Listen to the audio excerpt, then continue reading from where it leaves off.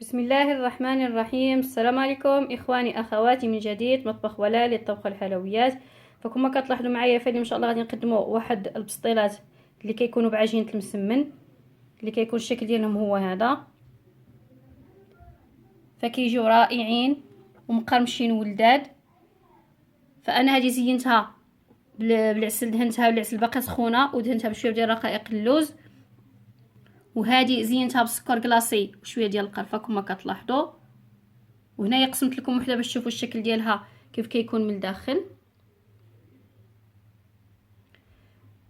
فنتمنى اننا الاعجاب ديالكم هذا الفيديو، فإلا عجبكم ما تنساوش تدعموني وتشاركوها مع العائله ديالكم والاصدقاء، واهم شيء اسالكم الدعاء. والان ان شاء الله غادي ندوزو للطريقه.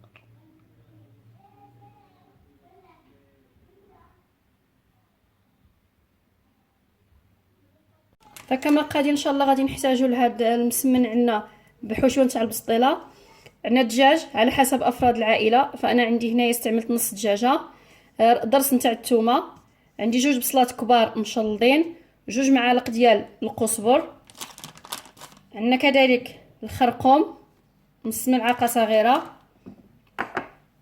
ونص ملعقه ملعقه صغيره وملعقه صغيره كذلك من سكينجبير، كذلك ملعقه صغيره من البزار، وزيت الزيتون. يعني الاخت بحال اللي غادي تشرمل طيب الدجاج ديالها العادي غنديروه بالبسطيله،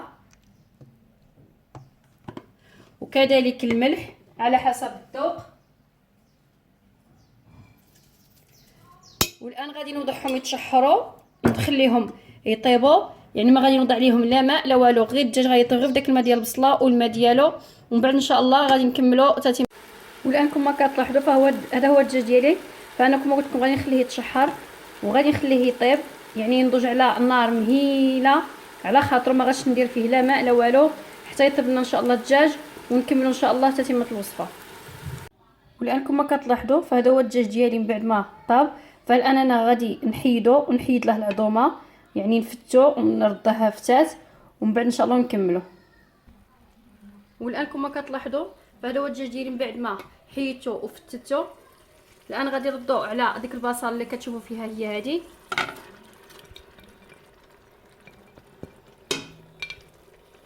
كنكون موجده 3 ديال البيضات، ونضيفهم على هذا الحشو ونحركهم مزيان ونخليهم يطيبوا حتى تنشف لي المرقه، ما يبقاش فيها كاع داك الماء ديال الدجاج، تولي عاقده. ونكملوا ان شاء الله تتمه الوصفه. والان كما كتلاحظوا معايا فهذا هو الحشو ديالي من بعد ما شرب كامل المرق. فالان انا غادي نخليه يبرد ان شاء الله وندوزو للعجين.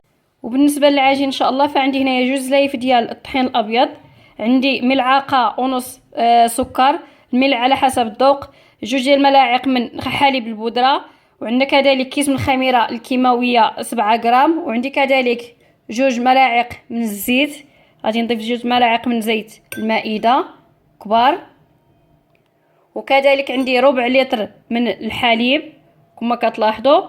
فانا نقدر نستعمل هنايا ربع، نقدر قل حتى نعجن وغادي يبان لي المقدار، والاخت عاوتاني على حسب الطحين اللي كتستعمل.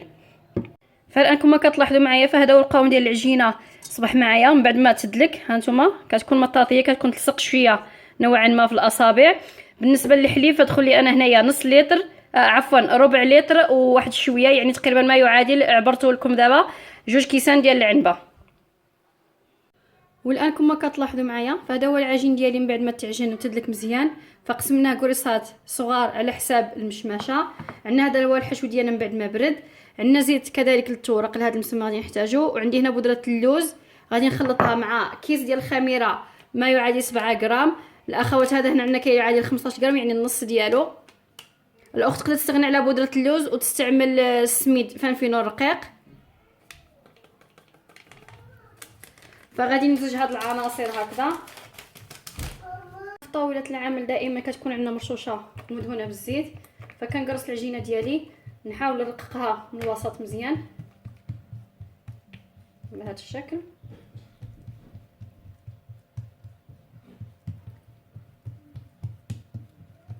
كما كتلاحظوا كنجيب بودره اللوز كنرش عليها، كنوضع القليل من الزيت،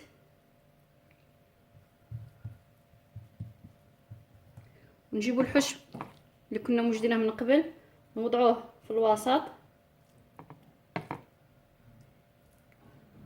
ونمسحوا يدينا باش ما توسخناش العجينه، كنشدوا الاطراف ونحاولوا نجمعوا بهذا الشكل.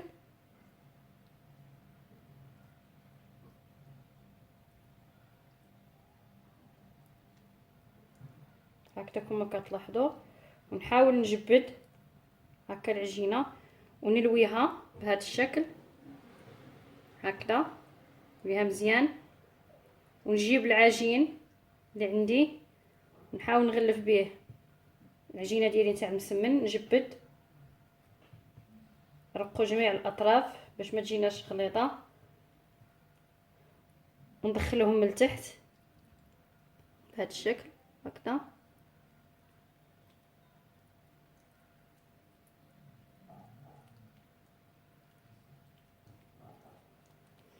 هكذا كما كتلاحظوا نحاول نقادوها ونعطيوها هذا الشكل. بطبيعه الحال كنكونوا موجده صينيه اللي غتدخلنا الفرن دهنينها بالزيت، نوضعوهم فيها. فغادي نعاود وحده اخرى حداكم. دائما ندهنوا طاوله العمل بالزيت ويدينا كذلك.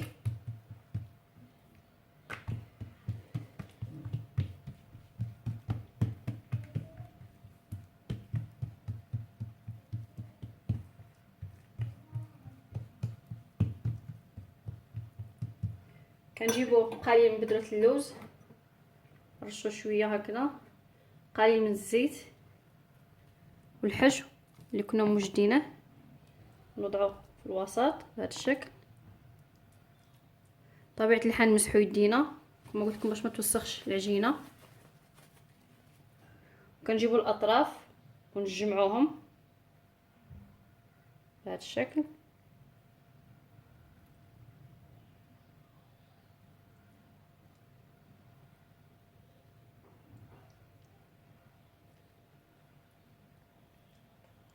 هكذا كما كتلاحظوا كنجيب هنا ونحاول نلوي بهذا الشكل، نلوي مزيان باش ما تحلش العجينه.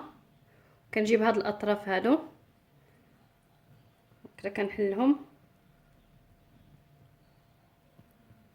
ونحاول نجبدهم مزيان وندخلوهم لداخل من التحت.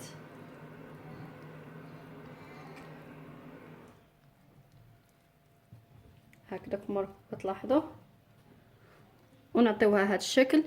طبيعه الحال كما قلت لكم راني نديرها في الصينيه، فانا غادي نكمل جميع العجين ديالي هكذا ومن بعد ان شاء الله ونكملوا. ولانكم ما كتلاحظوا معايا فهادو هما البسطيله ديالي او المسمن معمر بحشوه البسطيله. فالان انا عندي واحد البيضه فضغطت عليها واحد القطرات من الخل، فغادي ندهن بها البسطيلات ديالي. في هذه الاثناء انا عندي بطبيعه الحال الفرن مسخن على درجه حراره 180 او 200 درجه، الاخت كل وحده وكتعرف الفرن ديالها. فغادي ندهنهم كاملين وندخلهم الفران كما قلت لكم، ومن بعد ان شاء الله وتشوفوا الشكل النهائي ديالهم.